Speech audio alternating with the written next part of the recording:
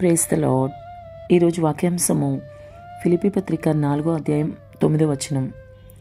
సమాధానకర్తయగు దేవుడు మీకు తోడైయుండును.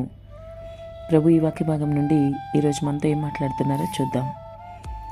సమాధానకర్తయగు దేవుడు తోడుగా ఉంటే అంతా విజయమే కదా.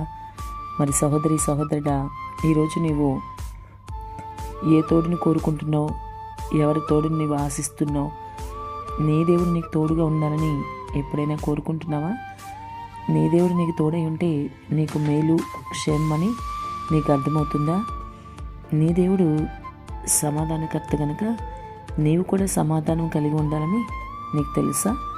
మనుషుల తోడు సహాయాన్ని ఒకవేళ నీవు ఈరోజు కోరుకుంటున్నావేమో. అందుకే ప్రభు నీతో సూటిగా మాట్లాడుతున్నారు. మనుషుల తోడు వ్యర్థమే, కానీ ప్రభు నీకు తోడుగా ఉంటే అన్ని విషయాల్లో విజయం పొందుకుంటావు. సమాధానానికి అధిపతి ఆయన కాబట్టి నీ జీవితంలో కూడా ఆయన నీకు తోడుగా ఉంటే సమాధానం ఉంటుంది.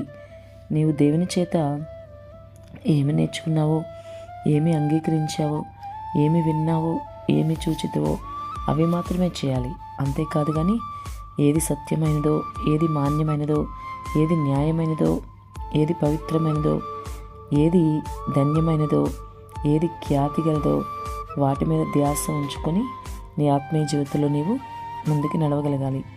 అనగా దేవునికి ఇష్టమైన వాటి మీదే నీవు ధ్యాస ఉంచి దేవునికి ఇష్టమైనవి నీవు చేయగలిగితే దేవుని రాజ్యాన్ని స్వతంత్రించుకోగలుగుతావు.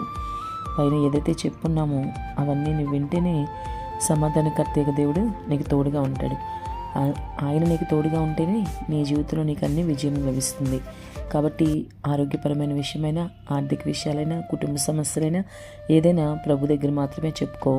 నిజంగా ఆయన నీకు తోడుగా ఉంటే అన్ని విషయాల్లో విజయం పొందుకుంటావు. ఆమేన్.